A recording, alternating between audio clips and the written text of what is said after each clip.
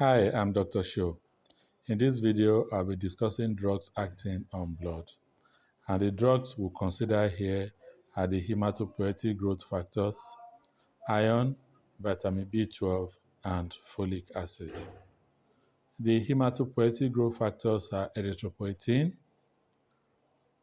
granulocyte colony stimulating factor, granulocyte macrophage colony stimulating factor, interleukin 11. Erythropoietin is a glycoprotein hormone which is synthesized by the peritubular cells of the kidneys.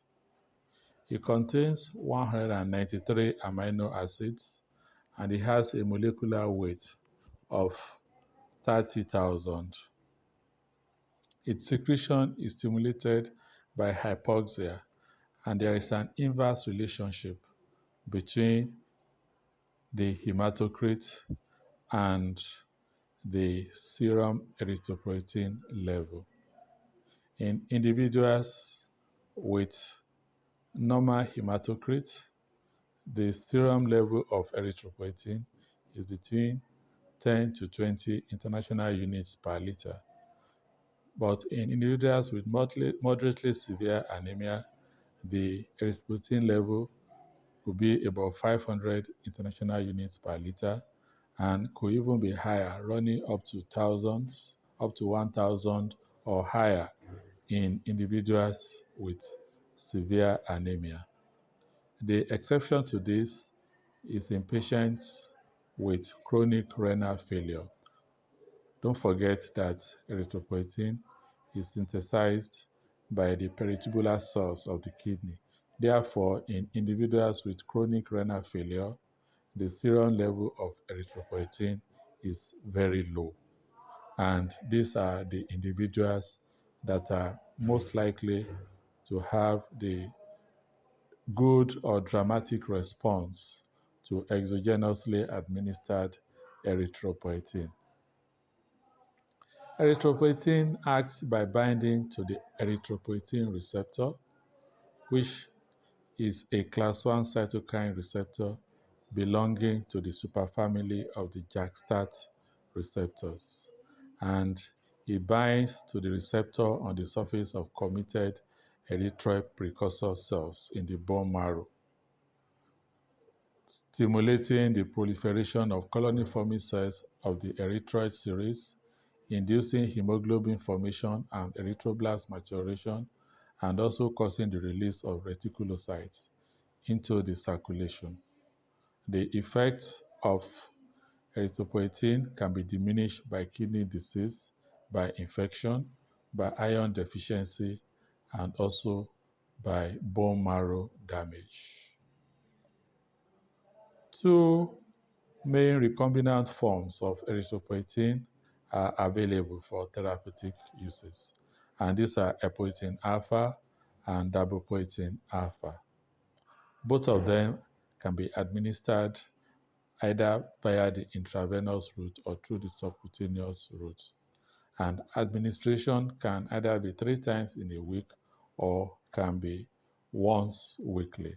The main difference between the two forms of erythropoietin, that is epoetin alpha and darbepoetin alpha, is in the serum half-life of the two agents, with darbepoetin alpha having a much longer serum half-life of about 24 to 26 hours, in contrast with epoetin alpha that has a serum half-life of just between 4 to 8 hours. The indications for these agents are identical, and they include anemia of chronic renal failure, anemia related to cancer, anemia developing in AIDS patients, especially patients on zidovudine therapy who develop anemia as a consequence of the zidovudine.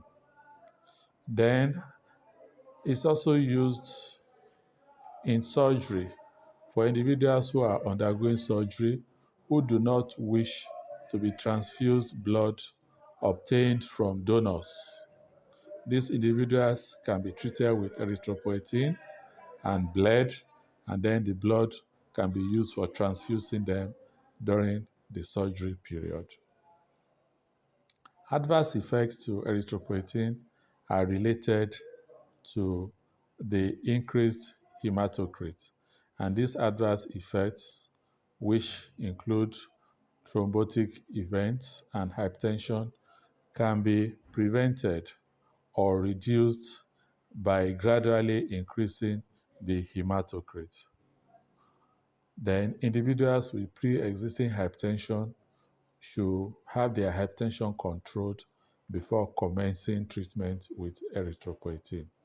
Other adverse effects include headache, tachycardia, edema, shortness of breath, nausea, vomiting, and diarrhea. The myeloid growth factors are granulocyte colony stimulating factor and granulocyte macrophage colony stimulating factor, respectively figrastim and sagramostim. Figrastim is a 175 amino acid glycoprotein produced in E. coli, whereas sagramostim is a 127 amino acid glycoprotein. The indications for both are similar,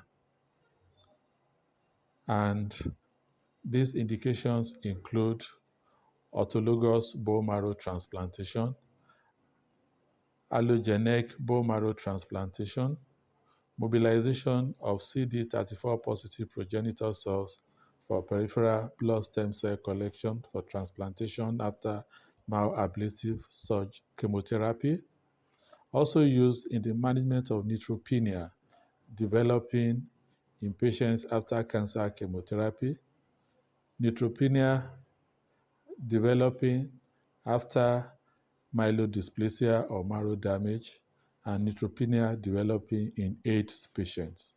Also used for treatment of severe neutropenia after autologous hematopoietic stem cell transplantation. Administration is either through the intravenous route or through the subcutaneous route, and side effects of the administration of figrastim include bone pain, skin reactions, granulocytosis, and splenomegaly, whereas the adverse effects for sagramostim include bone pain, malaise, flu-like syndromes, fever, diarrhea, dyspnea, capillary leak syndrome, and supraventricular arrhythmias. Among these two agents, figrastim is the preferred agent because the adverse effect profiles are less than that of sagramostim.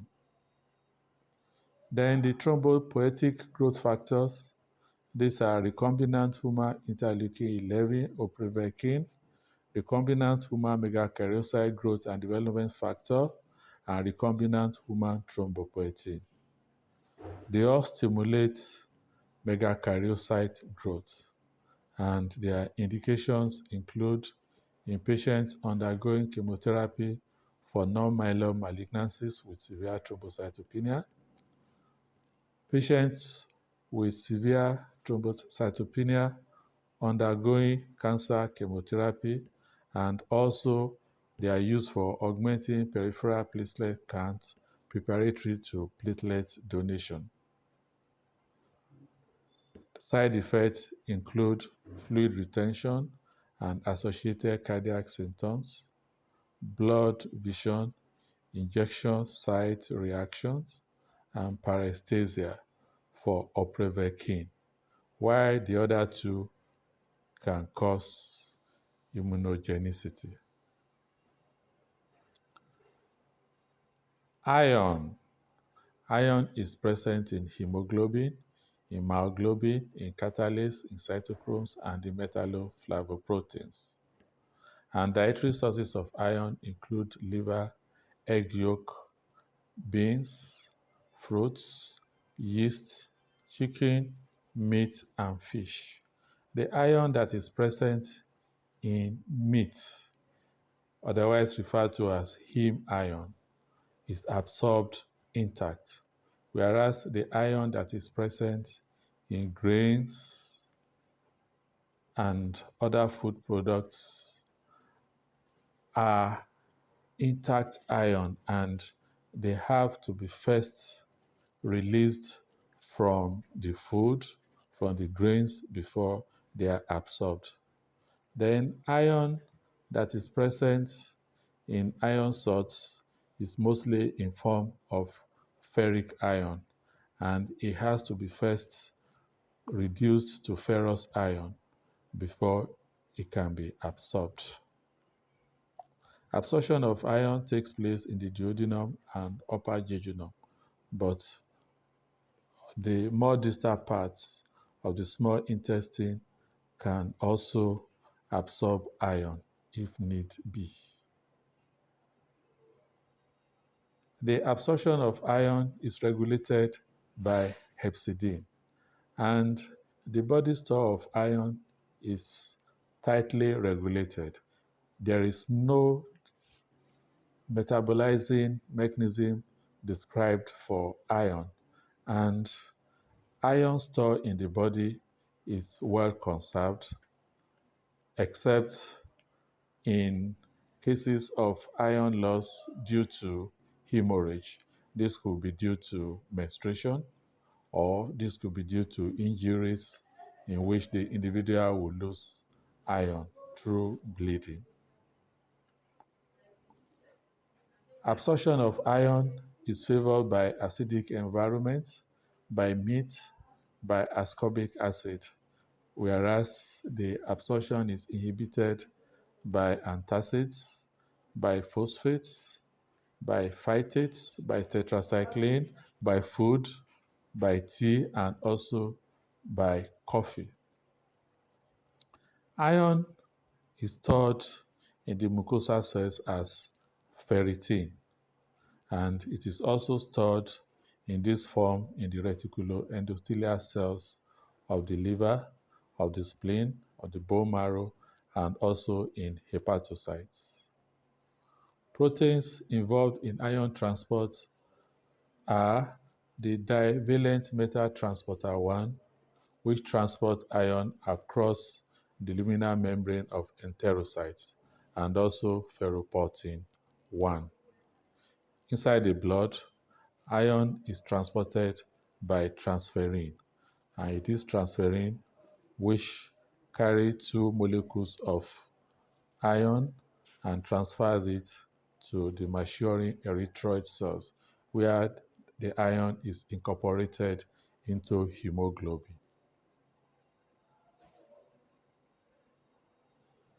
This diagram is explaining the details from iron absorption, how it is absorbed from the diet, heme iron, ferric iron, ferrous iron, and then how it's transported by the divalent metal transporter 1 into the enterocyte, then the transport across the enterocyte into the blood, and then transport by transferrin from the blood into the erythroid cells. Then the dissociation of the transferrin from the erythroid precursor cells, and then translocation back into the blood to repeat the cycle.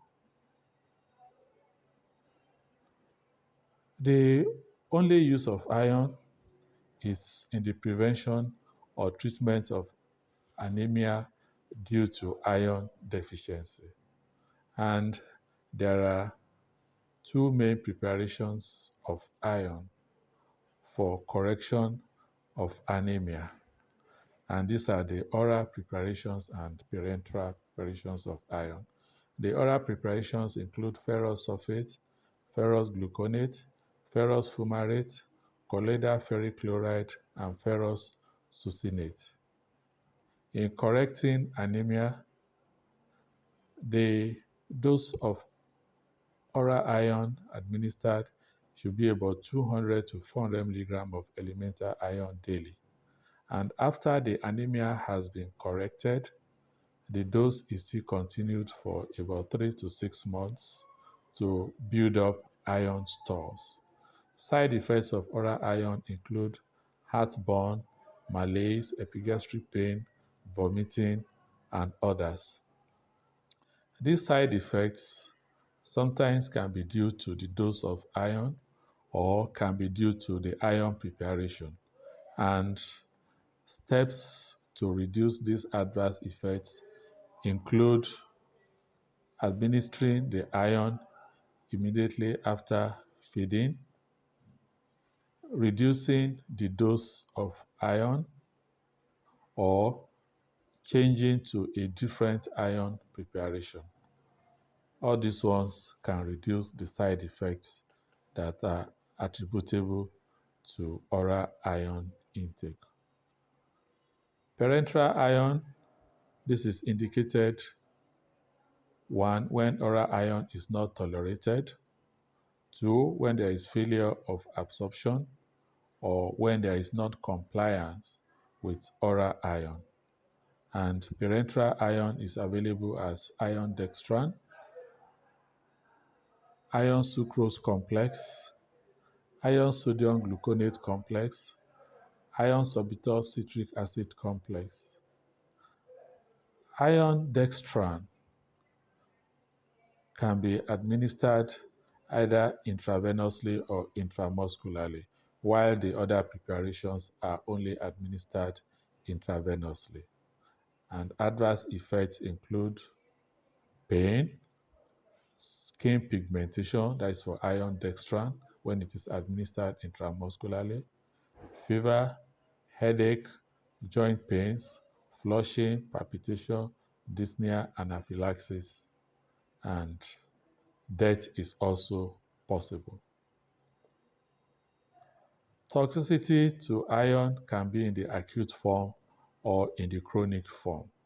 And the acute toxicity is usually seen in children who may pick iron tablets that are being used by their mothers and consume large quantities of this. And toxicity symptoms include vomiting, abdominal pain, hematemesis, convulsions, cardiovascular collapse, and death. And it is managed by induction of emesis, whole bowel irrigation, administration of deferoxamine, which is a chelating agent for iron, and then supportive therapy. Chronic iron toxicity is hemochromatosis. And in hemochromatosis, there is deposition of iron in the liver, in the heart, in the pancreas, and in other organs. And hemochromatosis is usually seen in individuals with inherited hemochromatosis, in which absorption of iron is uncontrolled. It's also seen in individuals who receive large quantities of blood transfusion over a long period of time. It is managed by intermittent phlebotomy, whereby 1 unit of blood is taken from the patient every week. It can also be managed by administration of deferoxamine or deferasirox, both of which are iron chelating agents. Vitamin B12 and folic acid are the two maturation factors. B12 is a water-soluble vitamin which is present in two natural forms, cyanocobalamin and hydroxocobalamin. The dietary sources of B12 include meat, egg yolk, liver, and the kidney. B12 is present in food as protein conjugate, and it must complex with intrinsic factor for it to be absorbed. So that is why it is called extrinsic factor. And individuals who have pernicious anemia have defective secretion of intrinsic factor. And in these individuals, vitamin B12 cannot be absorbed. Absorption of vitamin B12 takes place in the distal ileum. Vitamin B12 is transported in the blood by transcobalamin 2. Excretion is mainly in the bile, and the active forms are methylcobalamin and deoxyadenosylcobalamin. B12 is essential in the following reactions. Number one, conversion of homocysteine to methionine, then conversion of malonic acid to succinic acid during propionic acid metabolism. It's also essential for cell growth and maturation. And deficiency of vitamin B12 causes effects on the red blood cells in which the patient will develop megaloblastic anemia. It also has effects on the gastrointestinal system with development of glossitis. It also has effects on the central nervous system. Uses include treatment of vitamin B12 deficiency, prophylaxis of B12 deficiency when there are predisposing factors, also used in neuropathy and neuropsychiatric disorders. And deficiency is caused by pernicious anemia, which I already described, malabsorption, inflammatory bowel diseases, gastrectomy, and bile resection.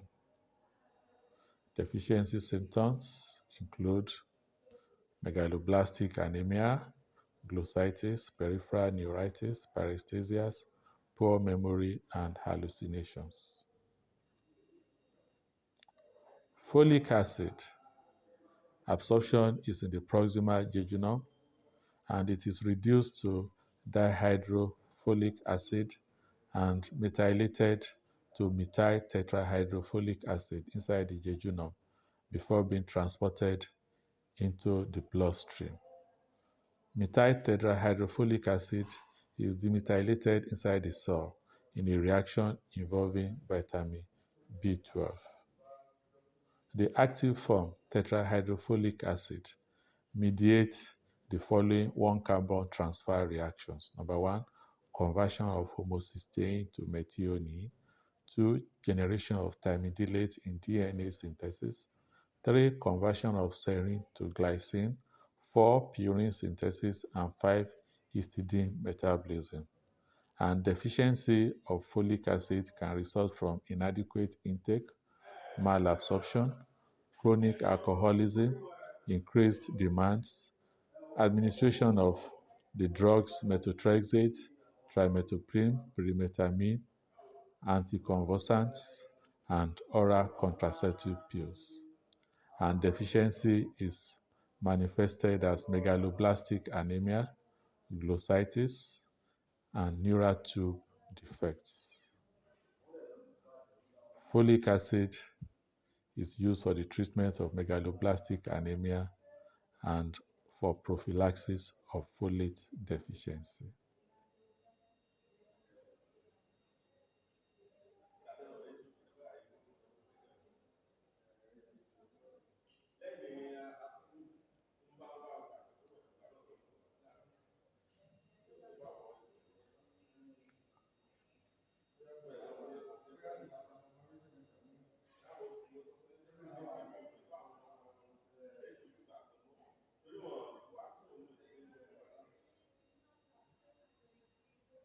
Thank you for watching.